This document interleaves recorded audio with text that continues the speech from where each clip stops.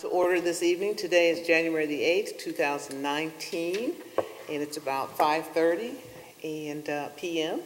And Mr. Burney, can you do the roll call? Yes, Mr. Burney? Present. Mr. Honolaw? Present. Ms. McFarland? Present. All the trustees are present.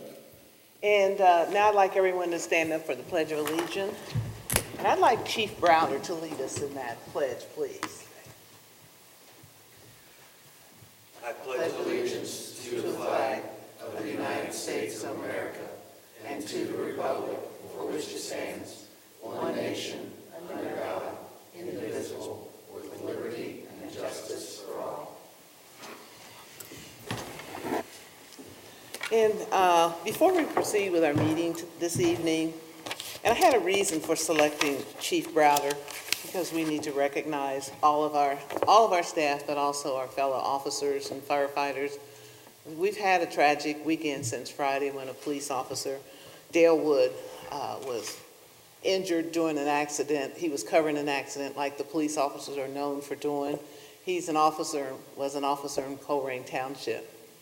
He passed away yesterday, and he has been a long time serving the public here in Hamilton County.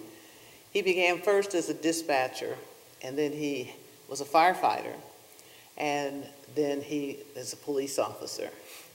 So I think, in due respect, and he's a father too, he's a family of three, and he also, not only he has made his journey home, but he has been a donor and donated parts of his body so that life could continue on. So I'd like us to take a moment of silence, please.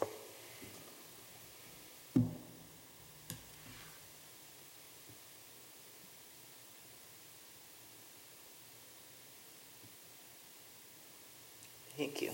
Thank you very much. We have a really interesting evening this evening. It's going to be, and I'll ask you, Chief, later if you can just give us anything that we need to know about the arrangements. Okay, or would you want to do that now? I can go ahead and do it now if that's Yes. okay. Right now, everything is tentative, so I know that Colerain,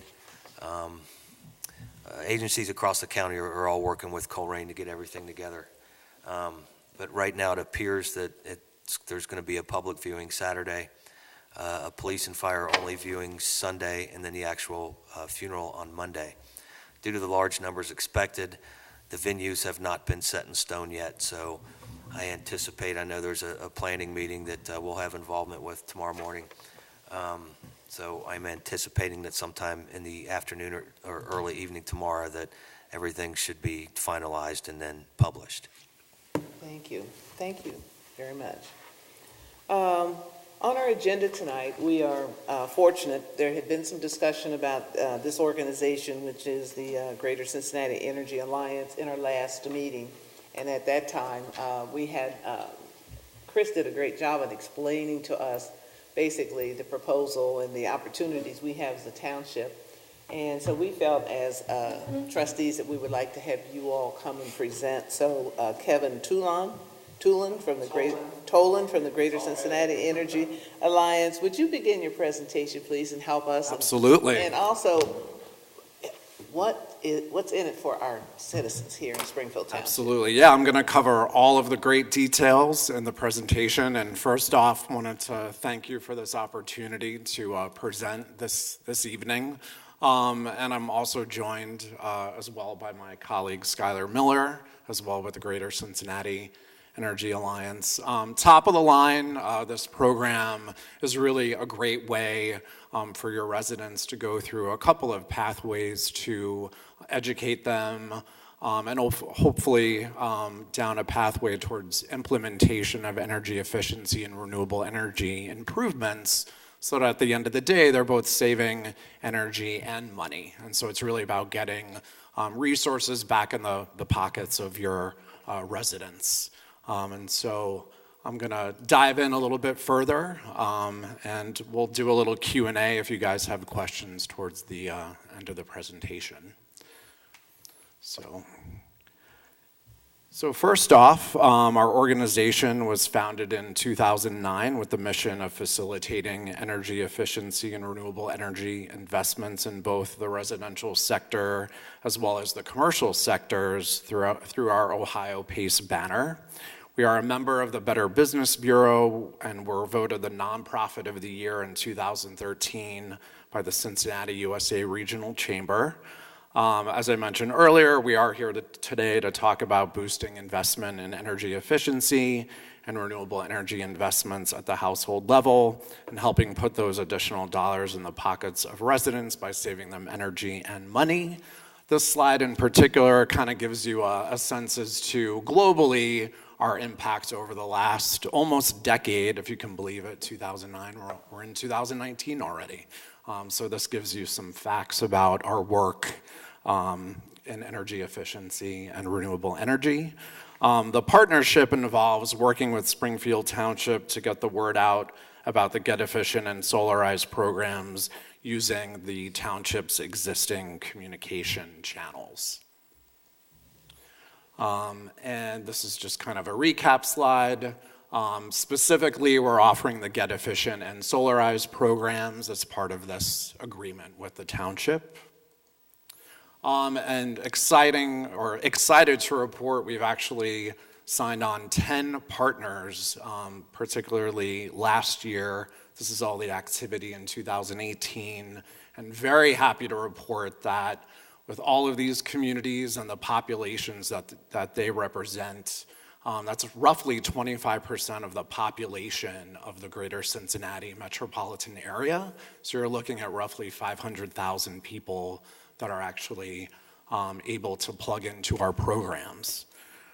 And we also believe that we're probably one of the largest multi-jurisdictional energy efficiency and renewable energy programs in the country based on just the rate and the numbers of people that we're reaching. And we're very excited for Springfield Township to be a part of that. As far as Get Efficient, this particular program is funded by the Duke Settlement Fund. We were a recipient of those funds. And Get Efficient specifically, currently, that's why it's 1.0. There's an online assessment when you go to that getefficient.org website. We are actually implementing changes to Get Efficient, which I'm going to go into. But basically, it's streamlining it, less questions. We got a lot of feedback this past year that while it was a great educational tool for people to learn a little bit more about their homes, it wasn't really driving the investment. So those changes are actually going to go into effect on February 1st, which is a few weeks out from right now. And so when we developed this Get Efficient program, we were really looking at barriers to energy efficiency and looking at best practices throughout the country. Some of those barriers are lack of information, lack of time, lack of trust. And so what we've done is we've developed an online platform. It's the 2.0 version. It's an information portal, various pathways for your residents. You have access to an energy advisor. That's us. When people call in, when they make that appointment, which we'll see how that works, that's the Energy Alliance taking those calls. And our staff, that's not something that's been offshored or is not our organization. And then our qualified contractor network, this is a big piece of the value that we provide, highly vetted, large network that they've been with us since pretty much day one, 2009. User experience, so this is where the bells and whistles come through. So everything is online. Like we said earlier, online information portal, multiple pathways. And so in this updated version, what we're doing is, again, multiple ways to bring value to your residents. One of the options is, if somebody wants to schedule a call with an energy advisor for unbiased energy advice, they can do that. So this is an option for them. And go for it. It is, all of this is free of charge. Thank you, Skylar. And so basically, kind of part of this process, they're putting in very basic information, And then if they want to give a little bit more detail as to what's going on in their home and where they want to find out additional info and guidance, there's a dialogue box that also is part of this process. And then down here, you're going to complete the appointment, and this is so that the Get Efficient Energy Advisor can make that call and that time with your resident. So super easy.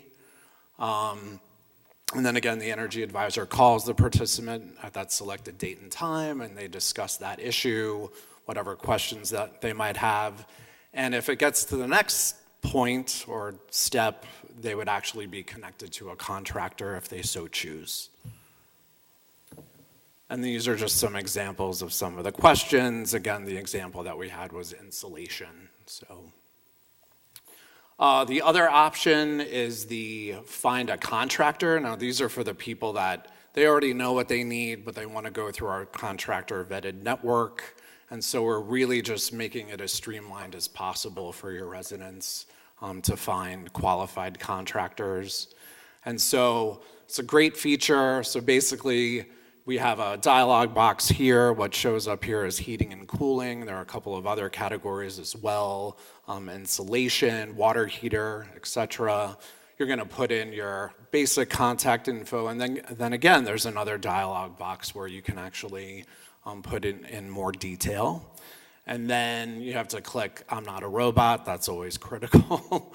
And then submit. And then what happens immediately after this is you'll get this box here on the right that says, the form has been successfully submitted. The contractor will be reaching out to you, and that contractor on the back end is rotating basically through our list. And in this particular example, Arlinghouse comes up. So it's a really great feature. Again, that streamlined approach really just kind of goes direct to the heart of the issue for your residents.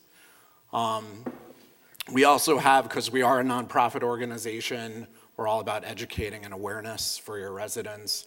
And so, for instance, at the bottom of the page, you are able to select 8 items, subject items.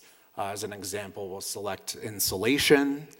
Attic insulation page comes up, and this is another way to just educate your residents about these particular items, common problems, DIY opportunities. And then there's another opportunity here if they want to speak to an energy advisor. That's another touch point for them.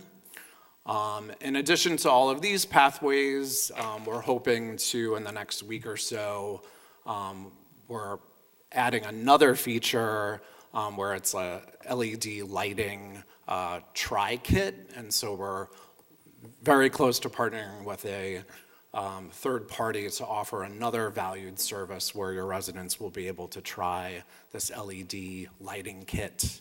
And if it works for them, the potential pathways to savings are also there. So that's another feature that we're working on. And then depending on what pathway, certainly if they select a contractor that we've vetted, project installation is scheduled. And then this is a big item for us. Quality assurance inspections will occur on a portion of all upgrades. Again, we want to make sure that your residents are going through the entire process, whatever pathway they choose, and that the contractors that they're paired up with are doing exactly what they say. So we're trying to make sure that we're keeping those contractors on their toes, so to speak. And then just real quick, program benefits. Improves residents' primary asset while reducing living expenses. For some people, pairs with mission-driven characteristics of today's homeowners. Aligns with social responsibility. Savings remain in local economy, that's huge. Creates a more desirable community. And then upgrades the housing stock, that's a big one for some people. And then I'm just going to turn over real quick to Skylar, talk about Solarize. Thank you. Thank you. All right, the second program that we offer is called Solarize. This is typically it's an annual program that we run, although we have had multiple campaigns in the same year. This is instead of it being, year-round, what we're doing is trying to essentially bulk purchase solar for residential applications. So we're not purchasing it, but what we're doing is we're putting out an RFP at the beginning of the year to all the solar contractors in the area. And we're asking them to sharpen their pencils for the betterment of the residents in the greater Cincinnati region.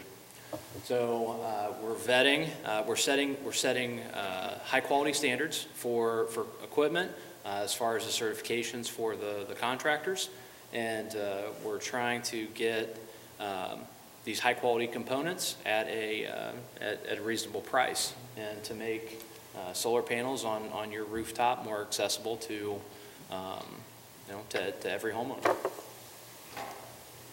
So what we're doing, we're providing an information portal again, and we will, homeowners will sign up for a free solar assessment, and we'll take a look at their property and provide them essentially a model assessment. So basically assigning real numbers to their home, what kind of energy potential there is, what it will cost them up front, and essentially what the return on investment will be for solar, for them producing their own energy, and what that offset will be from say Duke Energy. So again, the program is providing discounted pricing because we are having whoever wins that competitive bid is really sharpening their pencil to drive down those costs. It's quality equipment. Again, we are setting that standard. We actually set it pretty high. We're actually using a similar model to Go Solar California, which is a program that's been around for quite a while. And we are requiring that the solar installers have the highest industry standard certifications. Again, same communities are, if you're signed in for Get Efficient, you also get Solarize. And again, what we're doing is making your residents aware of this, not only by posting on our social media channels, but we're asking you to get the word out to your residents through yours. And these are just some examples of what that looks like.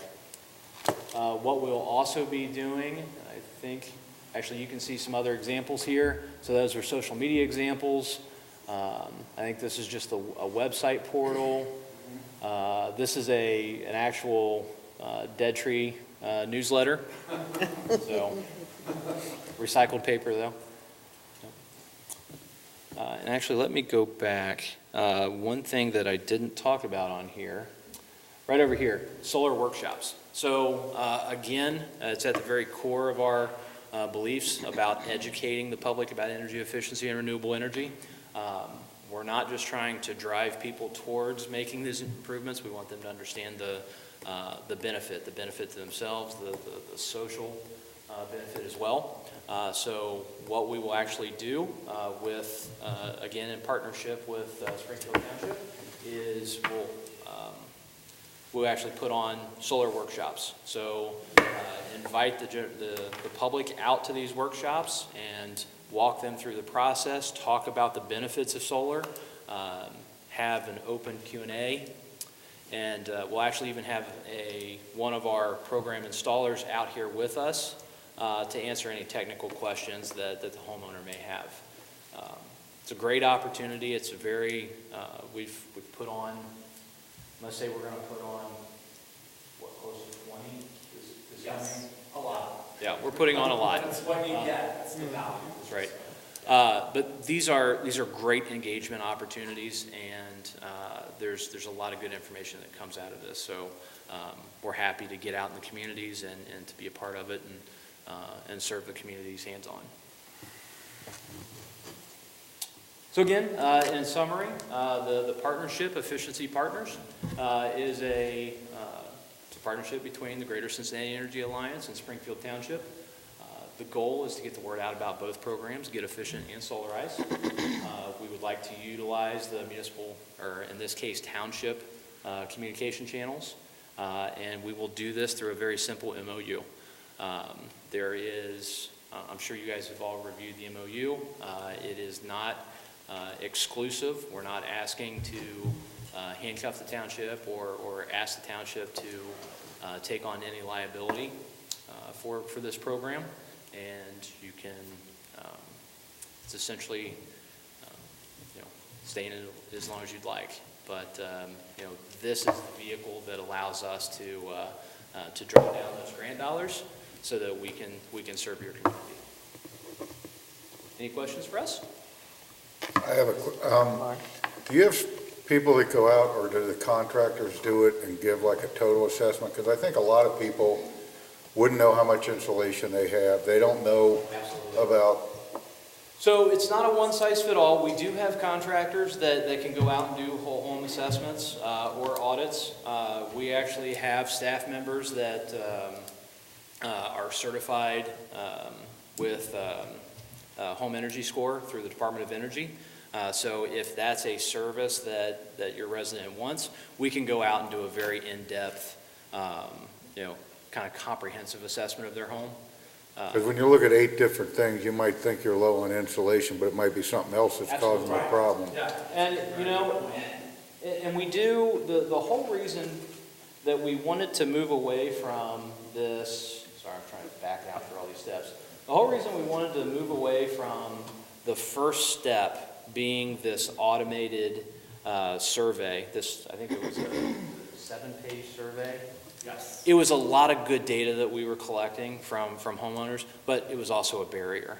So the idea being now is you schedule that call, you have the ability to reach out to one of our energy advisors from the moment you get on our website. Again, the energy advisor is always going to be a free service, and it's not a one-time thing. So if you have questions about your home, there's a great opportunity to talk to somebody that has some experience in the field and can bat some ideas around. That also leads to other conversations. They may say, hey, I need a new furnace because my house is constantly cold. Okay, well, just because it's constantly cold doesn't mean you need a bigger piece of equipment. Maybe air sealing, simple weatherization that you can do with a quick trip to Home Depot, and some basic do-it-yourself tips can make your home more comfortable. So we're not just trying to drive contractors out to these homes. We really want to build a relationship with these individual homeowners and help them through these steps to make their homes more comfortable, more energy efficient, and Save money. Is How there big- is there a cost to that sort of in-home assessment that Mark was alluding to? So the in-home assessment, if, for example, we send out any of the contractors that go out to your home to do the initial assessment, that proposal is going to be free. If you want to get a certified score on your home, or you want to do the in-home audit with the blower door test and all that, there might be a nominal fee associated with that for that service. So it's how deep do you want to go down that rabbit hole, I guess. But there are free services that you can opt into. Right. Well, the other question I had was about the solar. How big is solar? Is it really growing, or y'all want it to? And 2, is it cost effective? Well, I'll tell you that Cincinnati is actually the #1 solar city in Ohio, and we are 5th in the Midwest region. We actually have a better solar profile than the country of Germany, and they are leading the world in watts per capita. So we certainly have solar potential here. There are certainly barriers right now, market-wise, that are competing with the benefits of solar. Fortunately, this year we have a 30% tax credit that people can opt for, but it does sunset at the end of 2019, so we think that this will be a big push for our Solarize program this year. So there's certainly a benefit. If the solar is kind of like investing in your home. It's not something that you're going to get your money back out of in the first year.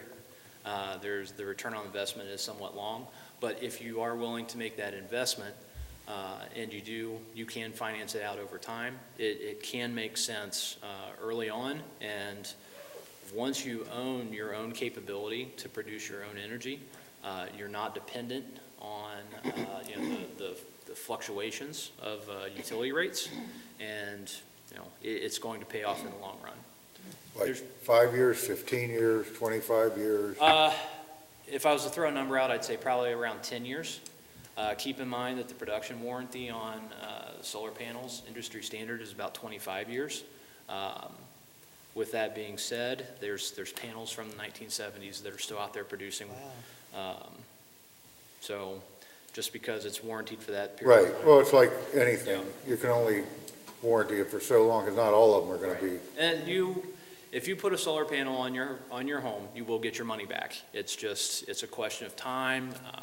Every house is a little bit different. There's orientation. Right, I understand it. Yeah. There's not a specific Right. time frame. And we've turned people away. Again, this isn't just trying to get as many panels in the greater Cincinnati area as possible. We've worked with folks that their home just doesn't make sense, and we advise them of that, and maybe we direct them to other things. If you can't produce your own energy, maybe you need a more energy efficient home, and here's some ways to save electric instead of producing it. Just depends. Which is why we do try and put that, whether it's the Get Efficient program or Solarize, we're putting, a passionate expert out there to again, have that relationship with the individual homeowners. So, and we look at every site. Skylar, is everything in your program just tailored to residential? Is any of this commercial or? These two programs are, they were initially geared towards residential, but there is a lot of overlap there. I would say for the small business, where there's definitely some overlap, and if there was a particular business that had efficiency questions, we could certainly help them through this portal, but it's not really geared that way. Solarize is great. We are talking about providing a commercial size panel. The quality of the panel stays the same. The question is whether it's a 60 cell panel or a 72 where it's a little taller. But even commercial will use the smaller panels because you can fit them in more efficient spaces. So that really doesn't matter. And we can provide that price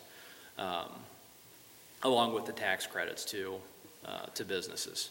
The other thing we do, I'll make a plug for it, but it's not really part of the efficiency partners, is our PACE financing. We do have a commercial side, or a side of the Greater Cincinnati Energy Alliance that serves the commercial sector. PACE financing is property assessed clean energy. It's state of Ohio legislation authorized the use of tax assessments to finance clean energy improvements for commercial properties. And this is something that we could talk about in the future with Springfield Township. It would require setting up a special improvement district, but it would be a huge benefit to your commercial community. Okay. Interesting. And are there any tax credits for anything other than solar? Or solar the only thing? Sure. So the specific tax credit I'm referring to, which the actual name of it escapes me tonight, is for solar and geothermal systems. So there are some nuances to it. The credit will also cover ancillary costs. So if you want to put solar on your roof, but your electric in the house is outdated, if you have to hire an electrician to upgrade your panel, upgrade your wiring, all of those services fall under that same. You can get the 30% credit on that as well. So if you need a new roof, as far asphalt shingles or something like that, you can apply whatever area of the roof that the solar panels are on, not the whole roof, but wherever they are at, you can do a percentage calculation with your CPA and grab that part of the credit as well. So there's lots of things like that where you can kind of, finagle some extra improvements in. Sure. As long as they're legitimate. You And know, I am not a CPA, so. Come on, Skylar. you know, when- But generally, that's how it works. in listening Thank to you, some of the questions I had, they were pretty much answered at our last meeting, but I was concerned about what our residents, some of the questions they would feel. And there also is always a lack of trust when somebody comes, with a new product. And if we're going to be putting our stamp on offering this to our residents, we need to be as well informed as well as help them so that they trust, that this is going to be a win-win for them, and it's going to be a cost-effective method for them as well. And then the best part is being able to attach it to your tax, when you have your CPA sitting there with you, Absolutely. trying to look at energy saving. And that's a great position. The partnership between Springfield Township and the Greater Cincinnati Energy Alliance, you're partnering with a nonprofit. We certainly understand that there needs to be trust and integrity. I have, over 10 years of experience in local government. Once you lose that integrity and trust with the community, it's very hard to get back. So that's something that we're going to uphold and value. Okay. Can I just ask, how do you vet the vendors, the contractors that you send the names to? How does that So while we do have some longstanding contractors with us, we are always open to adding new contractors to our family, so to speak. So first thing we're doing is, we're looking at the standard ratings, making sure that they've got their, the industry certifications, looking at Better Business Bureau, and then we're getting referrals. We're talking to, or not referrals, references, and truly vetting them out. And then it's an ongoing relationship. If we have an issue with one of our contractors, and this is another reason why we're putting the energy advisor front and center, is because it's not just an initial call, it's a relationship. They can come back to us once they see the proposal. They'll send, actually I had a conversation last week with someone. He got his proposal and he just wanted to go over it with me. Does this make sense? Is this a good price? If I had to budget one thing over another, what would I do? What should I do first?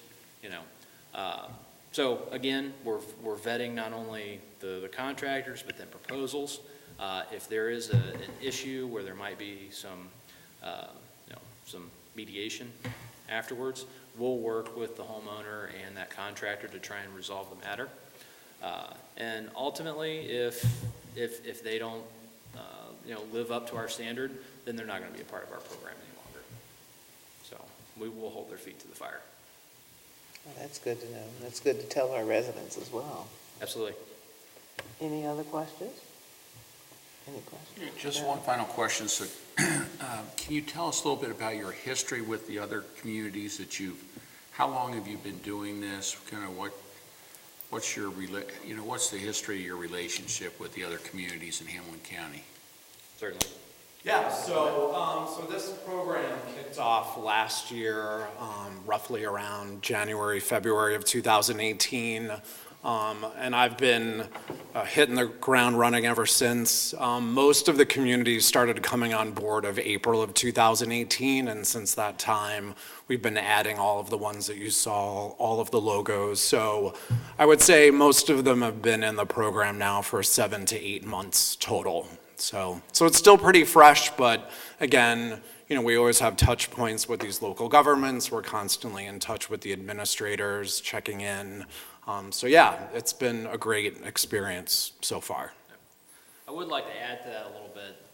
The Get Efficient program, that branding is really an evolution of what the Greater Cincinnati Energy Alliance has been doing since they've been established.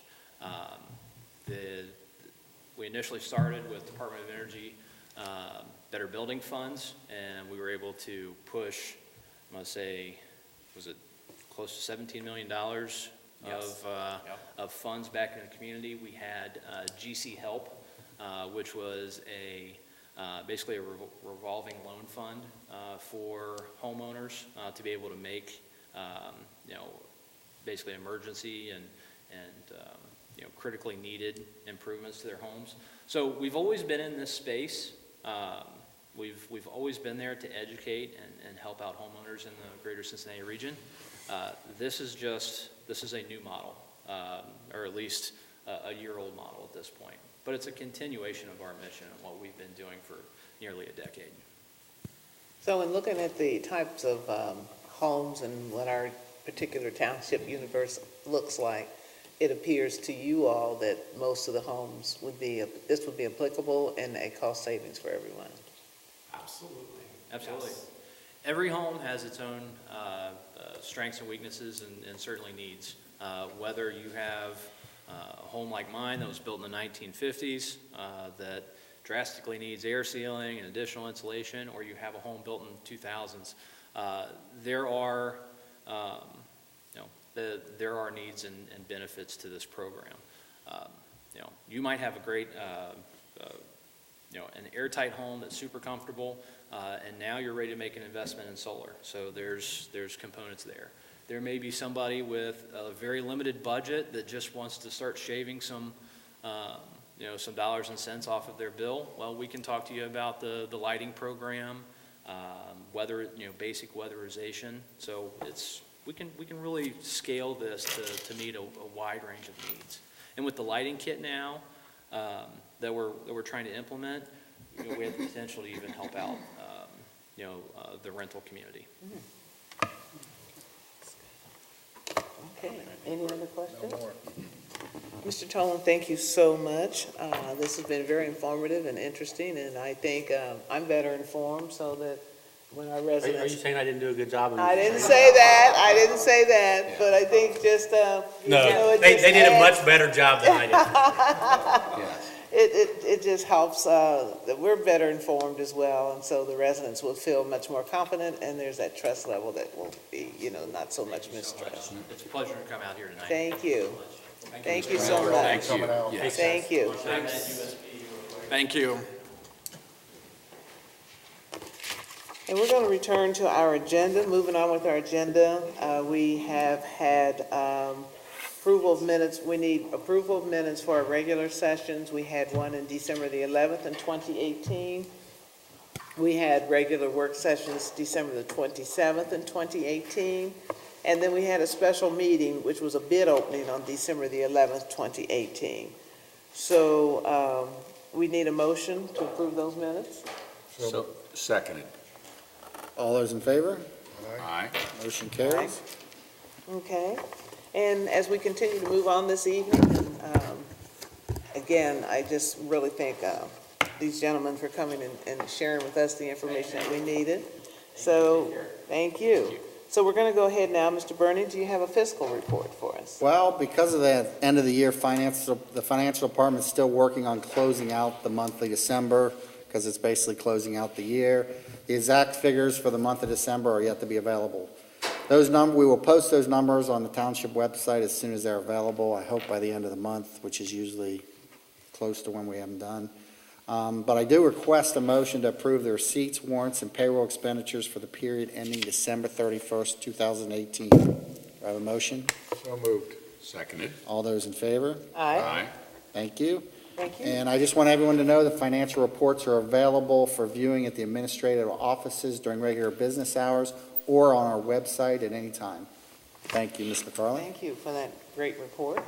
Next, as we continue to move on with our agenda, we'd like to ask our township administrator, do you have a report for us this evening? I do, and I would be remiss if I didn't start off with congratulating Ms. McFarland for being chairperson of the board in 2019. So she's off to a fine start. So Thank you. I Thank do you very appreciate your willingness to step up and Well, take that position. stepping in behind Mr. Hunter Law's shoes, and so he has his shoes and I have my heels. So I think that's a nice transition. I guarantee you probably have more pair of shoes than he does too.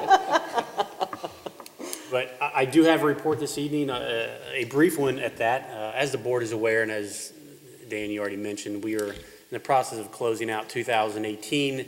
And as the board remembers, just about 2 weeks ago now, we had our organizational meeting where we took a lot of actions regarding the final of the year and the beginning of 2019. So as a result of that, we don't have a lot of action items, actually any action items other than the resolutions on the agenda tonight. But from a discussion standpoint, looking at the personnel update, a brief one, we had a resignation in the fire department of Noah Sidley, part-time medic firefighter. The date of that resignation was December 7th of 18. And then Scott Rom resigned from the fire department as a part-time EMT firefighter. The date of that resignation was December 18th. In the community center, senior community center, we did have the resignation of, I'm going to butcher this name, I'm sure, Fallon DeQuitas, a building monitor. The date of resignation is December 15th, 2018. That does conclude my portion of the report. The board does have copies of the departmental activity report, so unless there are any questions of those, I'll turn it over to Kim Flam for an update on community events and programs. Thank you. I just want to make an announcement that we have a couple events coming up. On February the 8th, Playhouse in the Park returns back to the Grove Banquet and Event Center for a production of Cyrano. We are doing that as a children's pajama party. On February the 19th, the Hamilton County Emergency Management and National Security Weather Service partners with the Springfield Township Fire Department to offer National Weather spotter training, and that is on February the 19th from 6:30 to 8:30. There is a registration for that. The Daddy-Daughter Dance, which is a very popular event and selling out quickly, is 2 days, February 22nd and 23rd, and then the Mom Prom is March 15th and 16th. I did get a short report from Tom Schneider, who's the director of the Grove Event Center over there, and he wanted me to make sure that you knew that they are being recognized for 2 awards. For the 3rd year in a row, Wedding Wire has awarded the Grove with their Couples Choice Award, and for the very first time ever, the Knot has designated the Grove as Best of Weddings Pick for 2019. Both awards were given strictly on reviews received from couples and attendees based on their experiences from the Grove events happening during the year 2018. Fantastic. Boy, That that's is fantastic. fantastic. They have worked hard. Yes, they Tom, have. congratulations. He's back there behind the cameras doing some So things. we'll just I'm say Karen thank you. and He's I'm acknowledging. It's a light splash. He's saying thank you. I think it's important to note that while those awards are great, and some may ask, well, why is that important for the township? Why do we have an event center like that? Well, one thing, it provides amenity for our residents if they were to want to utilize an event center like that. It's here in their backyard, and we provide very reasonable rates to do that. But I think more importantly, it is a revenue stream for the township that allows us to put on community programming in the community center. It's something, obviously an asset that we own and that we derive significant revenue from by renting it out for weddings. So the acknowledgement like that is only going to drive more business to us and in turn more revenue for the township to allow us to keep putting on community programs and keep the community senior center open as we have since we've started utilizing the Grove for this purpose. So I think it has a lot of benefits beyond just the fact that it's a great place to have weddings. I think the ancillary benefit, and that's a means to an end for us and not necessarily the reason that we have it. So Exactly. And if you've ever attended, and when you attend, I'm sure the meeting, the Playhouse in the Park opportunities, the prom, little opportunities, any affair that we have back there, it's so well received. And we not are only bringing in our own residents, but residents from other townships as well. I mean, they said, we don't have anything like this in our township or our community, so we're coming over here because we like this. So, who knows? Maybe they like us so much that they see some property up and they want to purchase it and move in with their children. That's another opportunity to bring in home ownership into the township as well. A positive experience. Absolutely. So, any other questions? Do you all have any questions? No? Moving on with the agenda. And as we said, this was a light agenda for us. This is the first of the year for us. So as we begin 2019, there are a few little housekeeping things that we've had to put in place, but I'm sure as we move through February, March, April, and the rest of the year, you'll see a lot of more activities and actions that we'll be presenting and providing for our community. So I'm going to start with the resolutions. The first resolution is Resolution Number 7, 2019, authorizing the private sale of junk motor vehicles which were entitled to the Township pursuant to Revised Code 4513.61 and Revised Code 4513.62, and which are not needed or unfit for use in any Township department. Need a motion? So moved. Seconded. Mr. Burning. Aye. Mr. Honalaw. Aye. Ms. McFarland. Aye. Resolution carries. The next resolution is Resolution Number 8, 2019, declaring motor vehicles located on public or private property in Springfield Township, Hamilton County, Ohio, to be junk motor vehicles pursuant to Revised Code 505.173, and ordering the removal of such vehicles pursuant to Resolution Number 880, 2012, and Revised Code 505.871.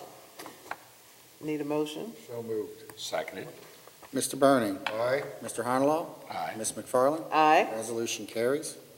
The next resolution is Resolution Number 9, 2019, declaring nuisances pursuant to Ohio Revised Code Section 505.87 at various listed properties within Springfield Township, and authorizing statutory actions necessary to abate the nuisances. Need a motion? So moved. Seconded. Mr. Burning. Aye. Mr. Honalaw. Aye. Ms. McFarland. Aye. Resolution carries. Next resolution is number 10, 2019, authorizing the filing of an application pursuant to Revised Code 2981.12 and Revised Code 3719.11 to authorize the destruction of property in the possession of the Drug Abuse Reduction Task Force, which is DART, that has been unclaimed, it's been lost, abandoned, stolen, forfeited, or otherwise lawfully seized. Need a motion? So moved. Seconded. Mr. Burning. Aye. Mr. Honalaw. Aye. Ms. McFarland. Aye. Resolution carries. Next is Resolution Number 11, 2019, authorizing the filing of an application pursuant to Revised Code 2981.12 and Revised Code 3719.11 to authorize the destruction of property in the possession of the Springfield Township Police Department that has been unclaimed, lost, abandoned, stolen, forfeited, or otherwise lawfully seized. Need a motion? So moved. Seconded. Mr. Burning. Aye. Mr. Honalaw. Aye. Ms. McFarland. Aye. Resolution carries. Final resolution is number 12, 2019, adopting a policy regulating the use of township credit cards pursuant to Section 505.64A of the Ohio Revised Code. Can you go into that a little more, please? We have currently a credit card use policy. The state auditor came out with a bulletin that has essentially mandated that local communities in the state update their policies to reflect essentially having someone on staff that would be the gatekeeper for those particular credit cards. And while we've always done that in practice, there's very specific language you have to have in your credit card policy that specifies how the process will be carried out when you disseminate credit cards, when you review what those credit cards are being used for, things of that nature. So this is simply us updating our existing credit card policy to be in compliance with the most recent state auditor bulletin that was issued last year, but has to be in effect prior to February of 2019. I don't know if you want to add There actually was a statutory change at the state level as well that Which precipitated necessitated the bulletin. There have been communities that have experienced some credit card theft by people who are authorized users of the card. So never obviously an issue with the township. We've had a credit card policy since we've had credit cards. And we do have a very good system of checking that receipts are required, receipts are signed off, funds have to be accounted for, purchases can only be for township-related items. But they have you create a compliance officer now, so we've had to designate a compliance officer. You will see that the board will have to meet once every 6 months with the compliance officer to review certain processes of the credit card. and you'll receive reports on various things related to the credit cards that you haven't received previously. So it's a little more paperwork, but it's nothing different than really what we were doing. Some of it is a different way of doing it. The board will get more reports than you did in the past. It's not necessarily helpful to the larger townships that have a lot of processes.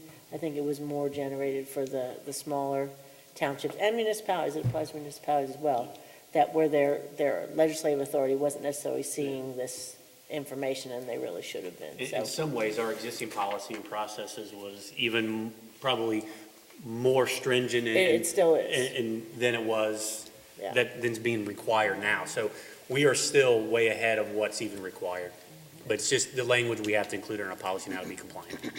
Thank you for clarifying that, and as well with our law director, Ms. Abrams. She stays on the job, making sure that we are fiscally responsible and accountable for anything that relates to the law, as well as our finances as well. So thank you. Okay, need a motion? So moved. Seconded. Mr. Bernie? Aye. Mr. Honolo? Aye. Ms. McFarland? Aye. Resolution carries.